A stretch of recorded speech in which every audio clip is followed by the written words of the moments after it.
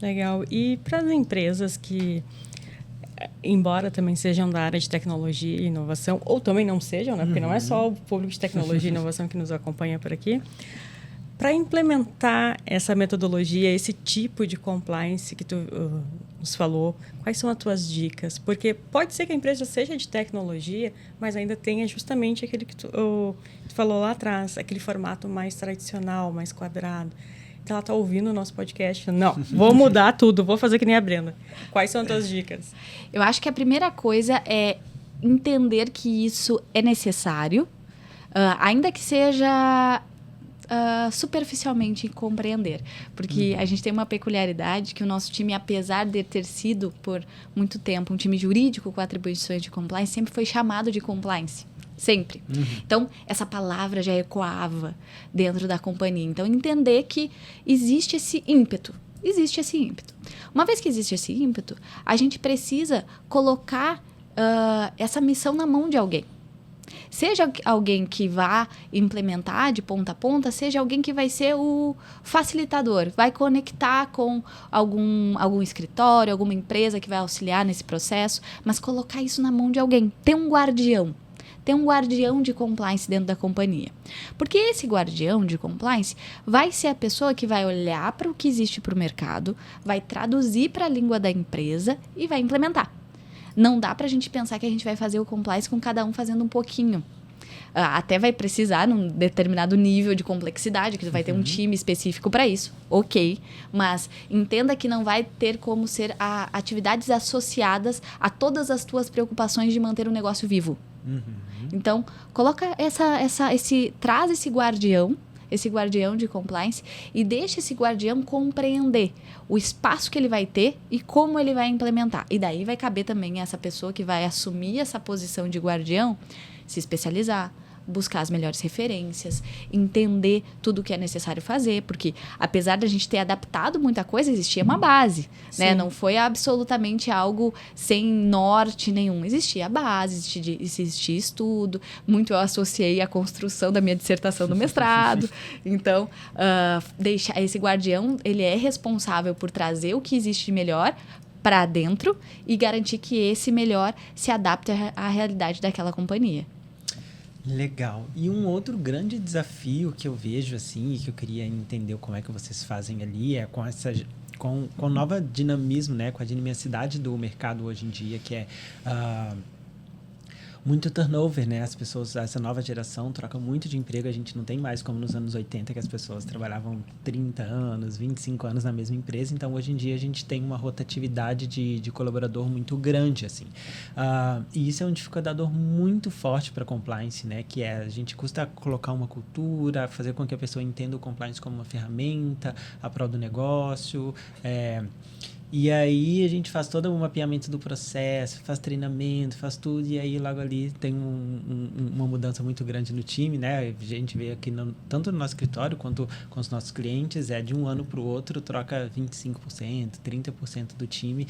Então é um trabalho quase que de formiguinha, assim, né? Que tem que fazer. Então como é que vocês encaram esse desafio? Como é que vocês superam esse obstáculo ali na V4?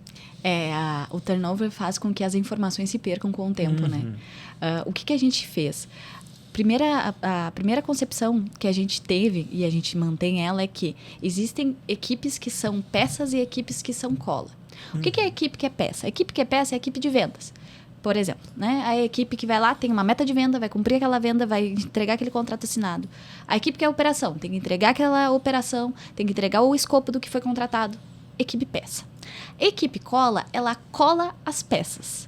Então, a equipe cola vai lá, que é o compliance, vai lá e faz a due diligence daquele fornecedor ou daquele cliente, ou o contrato, no nosso caso, né, porque o jurídico está dentro do compliance. Então, a gente cola as peças. Isso faz com que o compliance está no cotidiano, está no dia a dia, porque as peças não funcionam sem serem coladas. Então, a gente sempre teve essa concepção. Então, estar em todos os processos. E o segundo, repetir. Repetir. A gente tem um processo de onboard de novas pessoas na companhia, centralizado, né, de toda a rede. E tem lá a aulinha de compliance, que vai falar sobre prática anti-assédio, sobre o canal de denúncias. A gente vai ter lá um novo modelo de contrato que a gente vai vender. Vai ter a aulinha de compliance para falar sobre as boas práticas, sobre o que a gente não pode aceitar. A gente tem lá uma lista de clientes que a gente não pode atender. Então, a gente vai estar lá falando. Mas a gente já falou há 3 meses atrás. A gente vai falar de novo. E vai falar de novo. Vai falar de novo. E vai falar de novo. Por quê? Porque se as pessoas não atuam e não têm esse espírito de compliance não existe. Assim como a cultura, né? Exatamente. Assim como a cultura. Porque a cultura ela é repetida toda vez que tu traz uma nova pessoa para aquela empresa. O compliance, ele faz parte da cultura.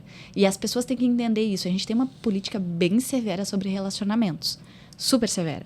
A gente não incentiva relacionamentos, sócios são absolutamente proibidos de terem relacionamentos, lideranças absolutamente proibidas de terem relacionamento com as pessoas que estão dentro da sua liderança. Isso por quê? Para evitar conflito de interesse. É todo mundo muito jovem, para não ter problema no clima organizacional. E essa política ela é respeitada, só que ela é repetida, repetida. E um outro ponto que é importante também. A alta administração tem que dar exemplo. E não exemplo, uma vez fez. Não, exemplo sempre. A gente desliga quem precisar desligar, que não cumpriu a política. A gente cumpre todas as decisões que vêm do canal de denúncias. O nosso canal de denúncias tem um comitê de ética, que não tem absolutamente ninguém que seja sócio ou um nível de influência, digamos assim. São 4 franqueados e 4 pessoas de dentro da franqueadora, numa composição paritária. Então, nós temos 2 franqueadas, 2 franqueados, 2 colaboradores, 2 colaboradoras. E eles assinam um termo de sigilo e confidencialidade, ficam por um período de mandato e atuam com isso com muita responsabilidade. E daí também cabe à alta administração seguir essas decisões. Então, sempre as decisões do comitê são seguidas. Então, essa concepção de que cabe a gente estar presente na rotina, repetir, e a alta administração dá o exemplo, na nossa concepção é o que burla o turnover para a cultura não se perder. Não, muito legal. E tu falou sobre o time peça e o time cola, né? Perfeito, maravilhoso isso, achei demais, porque nada mais é do que uma nova roupagem, uma inovação para o que a gente usava lá na década de 90 e que hoje em dia ainda se usa, que é a primeira linha de defesa, a segunda linha de defesa, né? Porque daí o Instituto ali dos Auditores Autônomos inovou e ao invés de ser linha de defesa, agora são linhas, não é mais defesa, mas acaba que fica a mesma coisa. E olha que moderno, que inovativo e que fica muito mais claro, né? Se a gente trouxer esse conceito de áreas peça, áreas cola, porque daí a gente consegue fazer, até visualmente, né, e ludicamente, consegue fazer essa conexão entre esses 2 tipos de área, né, e esses 2 tipos de atuação, e que um tá intrínseco ao outro, e que um não vai funcionar sem o outro, né, e um não tá jogando contra o outro. Então, achei muito maravilhoso isso daí, vou guardar e vou usar, tá, Brenda? A Brenda traz um exemplo do dia a dia dela muito, como tu falou, muito didático, né? Fica fácil de a gente entender aqui enquanto ela explica e imagino também de quem faz parte da V4 entender também. Isso é uma grande sacada, né? Uma grande sacada. Eu acho que essa é a chave aí do teu sucesso e do que tu tá conseguindo fazer ali na V4, tá? E pensando nisso aqui, pra gente encaminhar pro nosso encerramento, me diz, Brenda, uma pessoa que está começando agora, tá? No compliance, que tem o objetivo e que gosta da matéria e que eu vejo que é muito comum isso, essa tua trajetória de, sou advogado, mas não gosto da advocacia tradicional, não gosto do jurídico tradicional. E aí tem cada vez mais pessoas jovens vendo o compliance como uma saída a essa roda do jurídico tradicional. Quais são as recomendações assim, que tu dá? Quais são os direcionamentos que você recomenda para esses jovens aí que estão vendo a área de compliance e falando, nossa, eu acho que esse é o meu caminho? Muito bom. Primeiro, estude. Estude muito o que existe no mercado. Tem que aprender todos os protocolos, padrões? Sim. Tem que saber absolutamente tudo que envolve as diretrizes de compliance, toda a história do compliance, porque eu acredito muito que a história nos faz compreender com mais facilidade o que existe hoje. Estuda pra caramba isso. mas não te limita. Por quê? Porque a realidade é muito diferente do papel.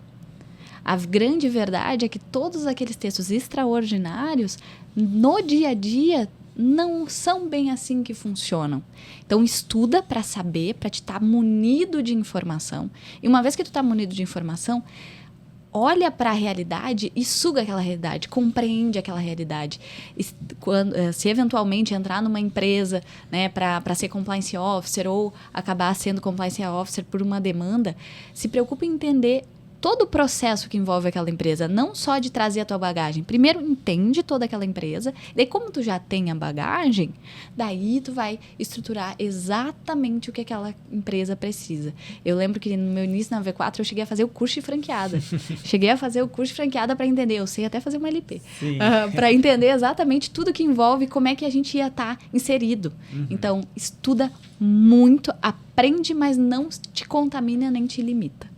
Legal, não, e reforça muito dos treinamentos que eu dou, assim, sobre compliance, né, principalmente para quem não é do mundo de compliance, sempre no início ali eu tento fazer uma introdução para quebrar o gelo, e aí eu falo, tá, gente, agora, infelizmente, a gente vai ter que falar sobre história. A gente vai ter que falar de onde isso daqui vem, qual é a origem disso daqui, porque se a gente não conseguir entender a origem, se a gente não entender o porquê, se a gente não entender o propósito, nada vai colar, vocês vão sair daqui, isso vai se dissipar, porque não vai agregar, né? Não vai entrar na cabeça de cada um. Então, essa parte da história, né? Da origem é muito importante, eu concordo contigo que ela é essencial.